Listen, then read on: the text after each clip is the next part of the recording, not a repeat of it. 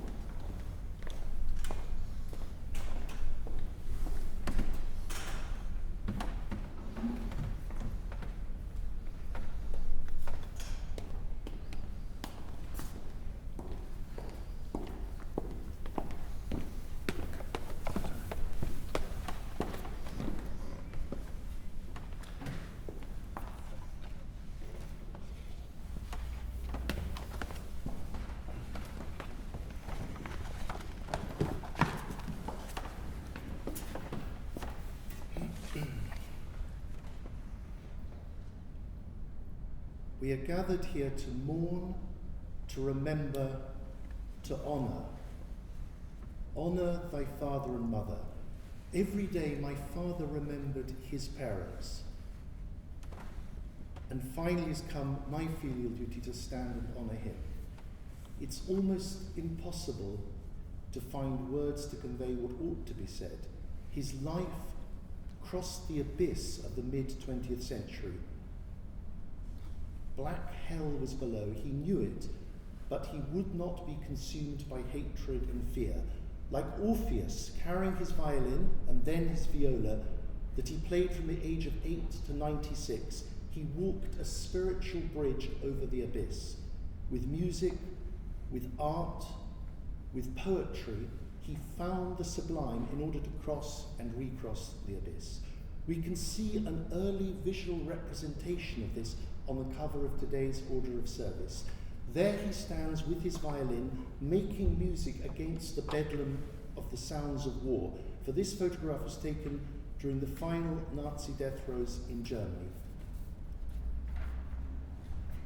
There he stands in his Royal Air Force uniform, playing the violin in a captured Luftwaffe base. It's a posture of pure defiance, le défi.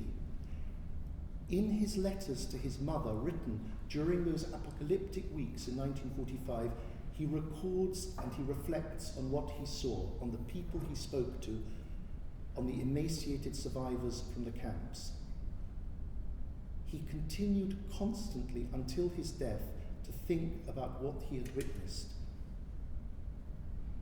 My father was indelibly marked at the age of 14 by his flight from Vienna. He wrote, "It was a long time ago, it was a different century, in a different millennium, before a world war, but every hour of my last day in Vienna seems very real, everlastingly immediate. Fateful miniature scenes are fixed in my memory. And now, as I think of my final days and weeks in Austria, they parade themselves, they want to be described, they want to be part of my testimony." Looking back on my father's life, it is all the more extraordinary that despite this terrible burden that could have destroyed him, despite the terrible images that burnt into him the worst of humanity, he gave his children and his grandchildren the values of the best of humanity. He crossed that bridge fearlessly with sublime music and art, and I want us to reflect on this. It's hard to find words to console my sisters, hard to find words to exhort my sons and his other grandchildren to take forward their duty, the legacy of their grandfather. But in my head, I can hear so clearly his voice telling me what should be said today. First, he wants his father and his grandfather to be named. For him, Wilhelm was an awe-inspiring grandfather, famous in the halcyon days of late Habsburg Vienna, editor of the court paper, the Fremdenblatt, raconteur, active participant in the city's cultural life. In the early 1930s, as a young boy, my father vividly remembered Sunday lunches at his grandfather's. The talk was of great actors of the Burgtheater, Kainz as Mephisto, or of visiting stars like Sarah Bernhardt playing Hamlet.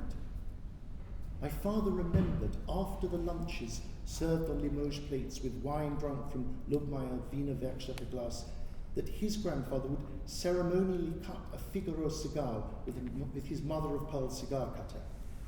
He would blow perfect smoke rings, and he would deliver with impeccable timing the bon mot that it was better to blow beautiful rings than little clouds. Daddy, decades later in Wimbledon, of course, used the same cutter, delivered the same bon mot, blew the same beautiful rings when we sat in the drawing room in Wimbledon, eating from the same Limoges, drinking champagne from the same glasses. And in a distant echo of that rhetorical style of 19th century acting, he would sometimes deliver the same line by Sarah Bernhardt, her Hamlet, "Va, Ophélie." It was a biography of Sarah Bernhardt that he was reading when he died. Sometimes, to Strabo and Perry, he would quote Goethe's Faust, calling up the spirit of Kainz as Mephisto, as transmitted through his grandfather's stories, and then showing us the picture of Kainz that hung in the dining room. my father said he was eternally grateful that after the Anschluss, his grandfather Wilhelm died of pneumonia mercifully before he could be murdered. My father honoured his father, Paul, a dedicated lawyer. Paul had co-founded the Zollner publishing house and was a friend of the writers of the Wiener Moderne. The writers were family friends, Oskar Jelinek and Stefan Zweig. Oskar Jelinek served in the First World War with Paul and loved him dearly. On Paul's death, Oskar wrote a letter of condolence to Resi, Hansi's mother. Where is the city glowing with happiness? Where the fulfilled life? Where am I? And where is he?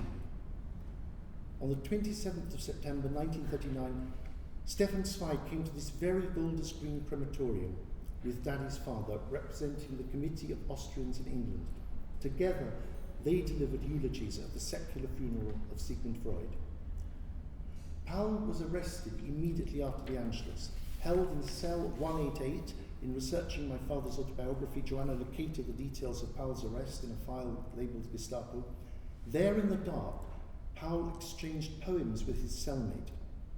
The poems were written in my grandfather's beautiful copperplate shrift, as if composed for a pre-war presentation, but they were written in pencil on scraps of laundry paper, and they were only discovered decades later by my father, hidden in a book. Paul mercifully was not sent to Dachau, but released, and yet, after that, before escaping a few weeks later to London, in that short window he helped many Jewish citizens of Austria. There is a letter written to Paul by one of those he helped. It has survived, and I know Hansi would want this read today. It's dated the 4th of June 1938, written in the characteristic Viennese style of light, self-conscious irony that overlays a desperately important message. You've seriously forbidden me to say thank you, and I want to keep my promise as far as saying it's concerned, but I just can't prevent myself feeling boundless gratitude. I've not prayed for many years and no longer believe in God. Life has robbed me of the possibility to believe. But when I left you today, I knew God is. And one would have to correct the story of the creation and write, and God created man in his own image, and the first man is called Paul Neumann. All others just happen to be human beings. And with a heart full of conviction, I prayed a prayer of gratitude.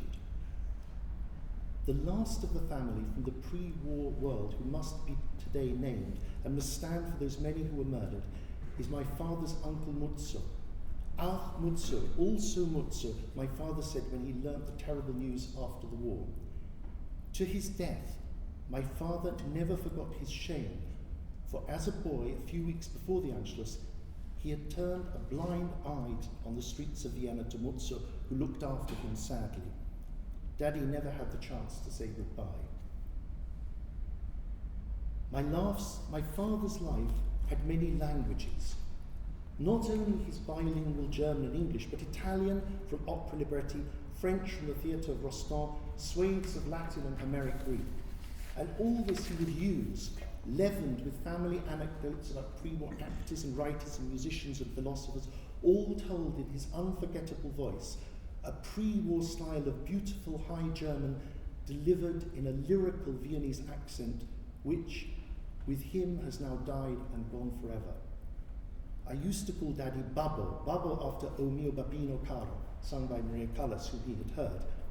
In the same operatic shorthand that he had had with his own father, his invitation to me to stay for dinner was always Leporello e un'altra cena, couched in the defiant words that Don Giovanni uses at the entry of what Perry used to call the Stone Man, the Uomo di Sasso. At the end of today's service, you will receive a small box with a musical quotation from Don Giovanni copied in Daddy's own hand. At his first Don Giovanni, in the Vienna Opera shortly before the Anschluss, he heard Richard Tauber, and he heard him again after the war in London. He wrote, "Seconds became eternal, and when it was over, it seemed it had never happened. I glimpsed paradise, unforgettable was his Il mio tesoro intanto." Every other weekend when Strabo and Perry came to London, we would go to Wimbledon. My father would make that journey across the River of Sighs and take my sons to that musical world that he kept alive. We would begin, of course, with Beethoven, but this was not the great composer forced into the metronomic straitjacket of late 20th century recordings. My father played the music with the familiar Viennese lilt, as if Beethoven himself was a family friend who just popped out of the room. Indeed, Beethoven had only died less than 100 years before Daddy was born, and close to where his grandmother lived in Heiligenstadt, where nothing had changed. Then we would play Saint-Saëns the Swan. Today it would be played by Max. As the non-musician in the family, I confess I found the arpeggios in the left hand terribly difficult, and I would always say, Babbo, the corps de ballet will stumble, but the prima assoluto will dance beautifully, like Anna Pavlova. And he would smile. Finally, we would reach the end, as we will reach the end today with the intermezzo from Mascagni's Cavalleria Rusticana.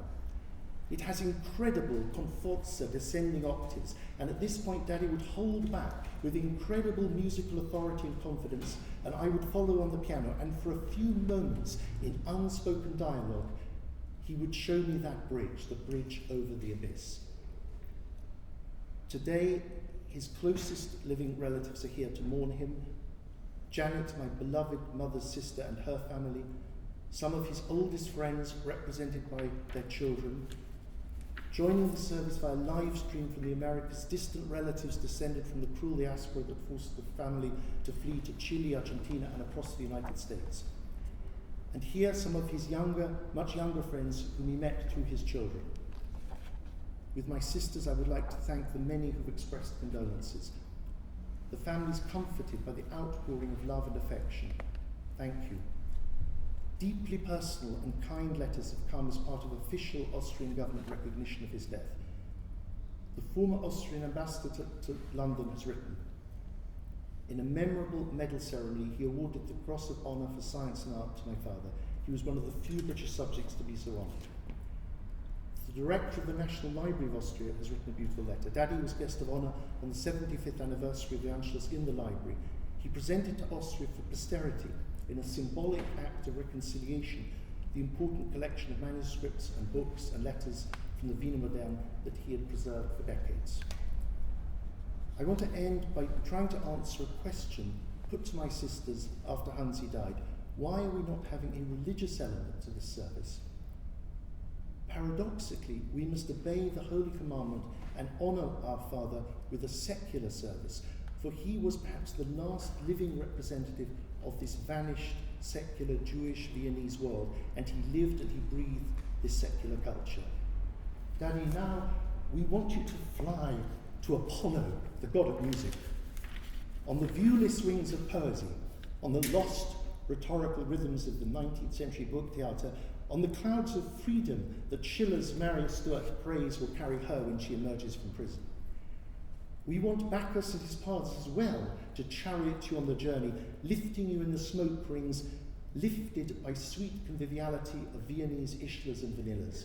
And finally, covering our bets, hedging Pascal's wager, and reflecting the love in which you were held by so many different people, there are indeed prayers being said for you. This Shabbat, a Jewish friend pronounced your name Michael, etymologically derived from the Hebrew question, who is like God? We reflect that the angel Michael appears on one of your favourite works of art, the Gibbetti bronze bas-relief on the Florentine baptistry doors, that shows Michael intervening in the sacrifice of Isaac. There's a Roman Catholic Mass offered by an Irish priest. We reflect that your mother converted to Catholicism and became a Dominican tertiary, that your niece brought up as a Catholic, that our mother, Patricia, had Irish Catholic roots, and that you drank deeply in Oxford of the theology of St. Augustine and St. Thomas Aquinas. There are prayers from Muslim friends. They too will use your name Michael, an archangel in Islam. We reflect your love of the syncretic Islamic, Norman, Byzantine world of Sicily. Only 5 years after the war ended, you hitchhiked to Palermo, and this September, when Perry and I visited Palermo, you recalled, after 70 years, with that wonderful visual memory of yours, the Islamic murkanas that make up the ceiling in the Cappella Palatina, They signify in elaborate form a symbolic representation of the universal creation by God. There are even prayers being held for you in a Buddhist monastery temple in Sichuan, China. There are prayers from the Anglican bishop who christened Perry. We reflect Patricia loved the Book of Common Prayer, the King James Version that she heard every week during the war as she played the harmonium in the village church. We reflect your 3 children were all christened in the Anglican Church. Jewish prayers, Roman Catholic prayers, Muslim prayers, Buddhist prayers, and Anglican prayers. Finally, let's reflect on what you always used to ask Strabo and Perry. What are the final words of the dying Cyrano de Bergerac? He says, there is one last thing, something that he will carry with him to heaven, and when his salutation sweeps over the blue threshold, chez Dieu, something sans un pli, sans un tache, et c'est mon panache. Rideau. Servus, Pablo.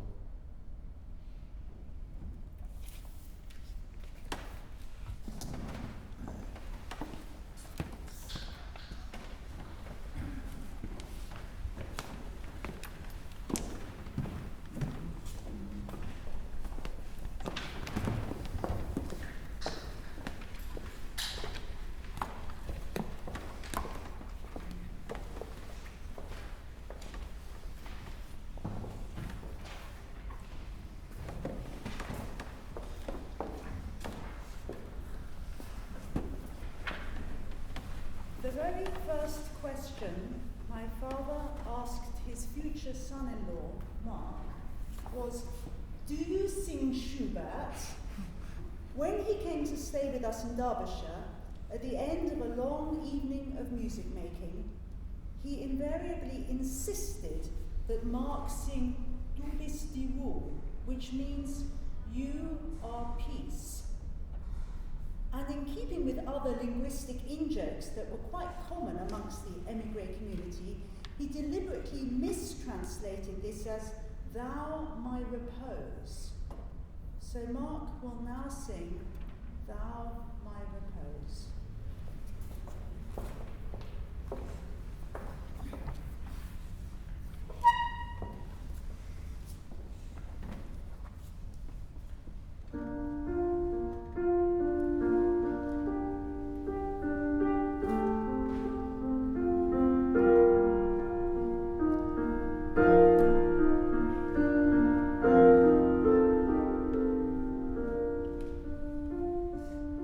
Du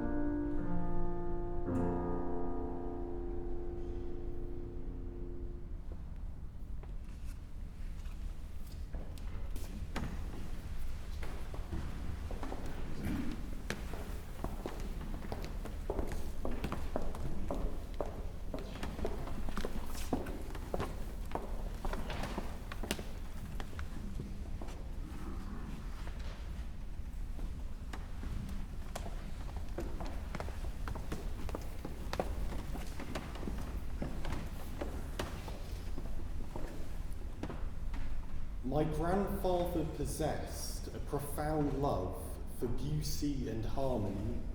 For 96 years he pursued art, music and poetry. Grandaddy understood how to hear and see the sublime.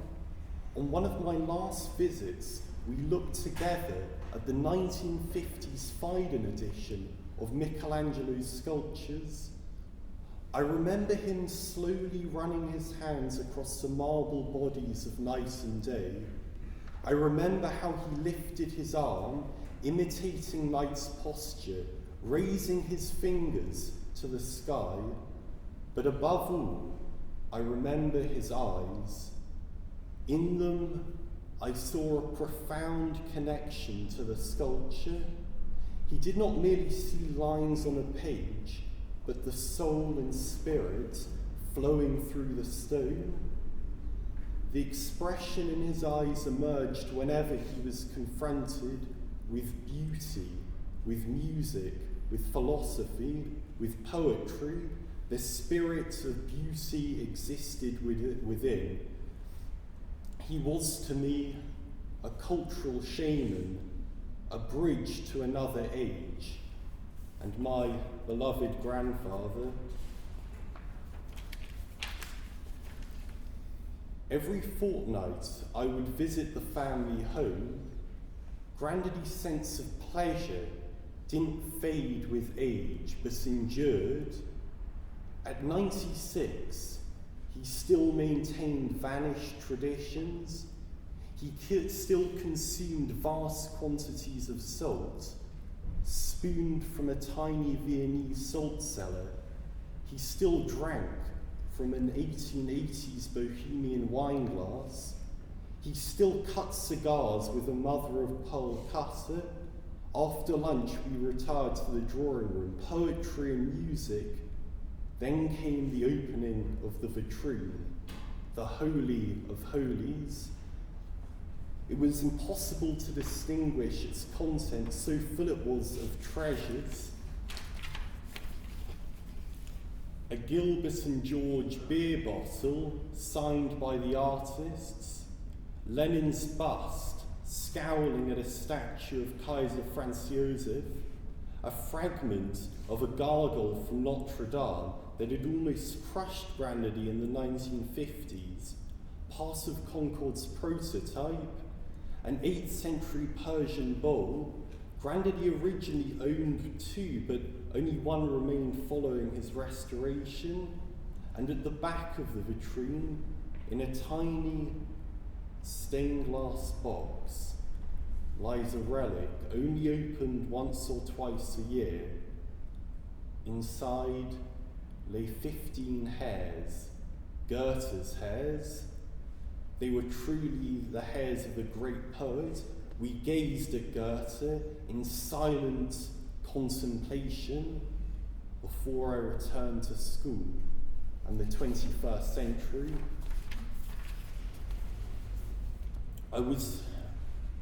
I have been profoundly influenced by the hundreds of pictures that adorn the walls and the various objects that sprawled across the house. The objects were not just physical, but had a spiritual presence. He called his collection of composers' busts the household gods. Grandaddy told me when Patricia died, the house became cold and diminished. After his death, I visited Wimbledon, and the cold was there again. In honour of Grandaddy, I want to end with some lines from The Tempest. Be not afeard. The isle is full of noises, sounds and sweet airs that give delight and hurt not. Sometimes 1,000 twangling instruments will hum about mine ears, and sometime voices that, if I then had waked after long sleep, will make me sleep again, and then in dreaming, the clouds methought would open and show riches ready to drop upon me, that, when I waked, I cried to dream again.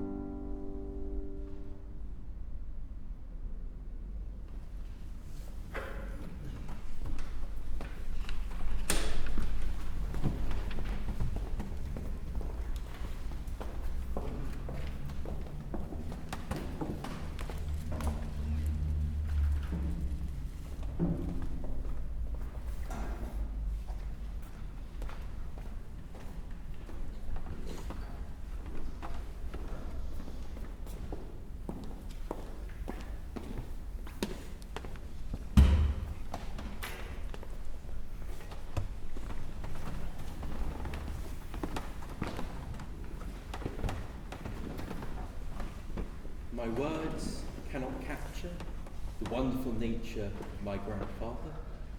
When he was 93, we went to Venice, Bellini, Carpaccio, Tintoretto, mingling together into a vibrant palette of Venetian colour. Church after church, after church, after church, in torrential rain. We were drunk on the art, but being lightweights, we were also exhausted and desperate for food. But Granddaddy, like Hercules chasing the golden stag, kept going, bridge after bridge after bridge, despite the entourage lagging behind. He knew every statue, every scuola, every square, and he wanted, after a long lunch of Sepia Nero, to see them again. After lunch, his wheelchair became his sedan chair, and like a doge surveying his city, he was now carried over the bridges. Often, he would make a hand gesture, and we would turn down a narrow calle, miraculously to emerge at the next church. At breakfast one morning, I was sitting next to him. Suddenly, he put on the Zani mask from the Commedia dell'arte. The Zani is the Venetian Figaro. Granddaddy became that character, and we played together. Sometimes, on the balcony in Wimbledon, we would play chess together, using the pieces brought back from Russia by his father. Sometimes he would declaim Virgil, Arma virumque cano. Or he might be Horatius, praying to the river Tiber. Sometimes he would take the viola.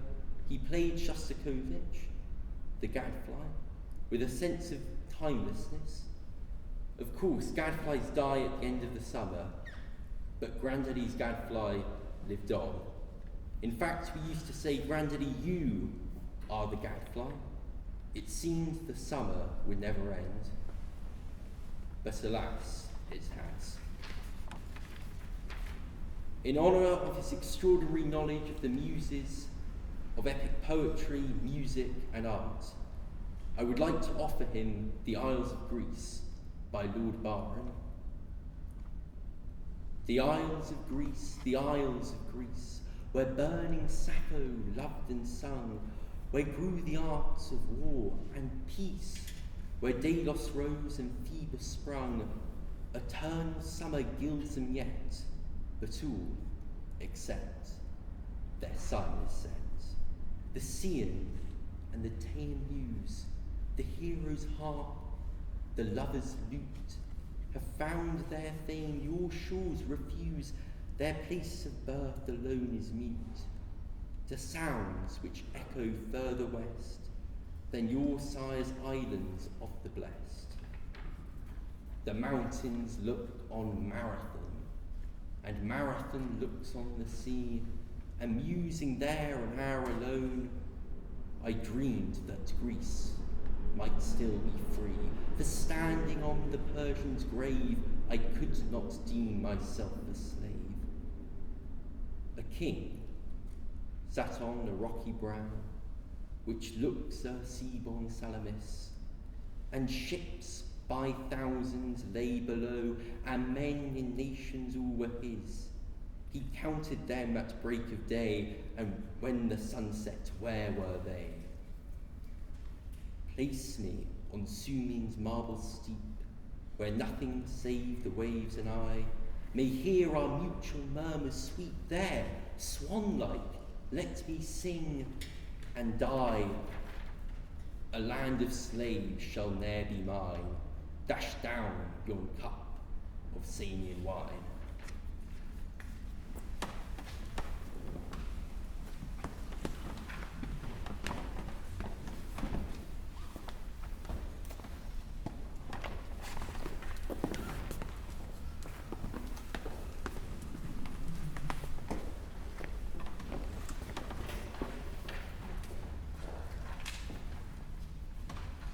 It was always fun for me and Grace when Hansi and Patricia would come to stay in Derbyshire. He would repeatedly beat us both at chess and draughts, and we acquired many of his sayings, such as, "Hello, Bonzo," "Here I am," and of course, "How absolutely wonderful." We would often perform pieces to him and subsequently be treated to extraordinary viola recitals with lots of vibrato. Going to Wimbledon was always a delight for Grace and me, and we would race to be the first person to ring the bell. Then would commence the endless games of bagatelle, and Patricia would read Me Too, or Could Be Worse, or some other children's book to us, and play piano duets with me. Granddaddy encouraged Grace's painting and drawing immensely. He gave her several beautiful art books from his library. He took a great interest in Grace's ice skating. He always asked Grace the same question, again and again. Do your ice skates have integral blades that are fixed on, or do they have detachable blades? And then he used to tell Grace about how he learned to skate in Austria as a boy, wearing leather boots with detachable blades. In later years, I would often show my compositions to Granddaddy, as he, of course, used to copy out composers' scores. He was very supportive of my music and academic work, and always was a considerable present at every Newman get-together. I know that Grace and I will miss him very much.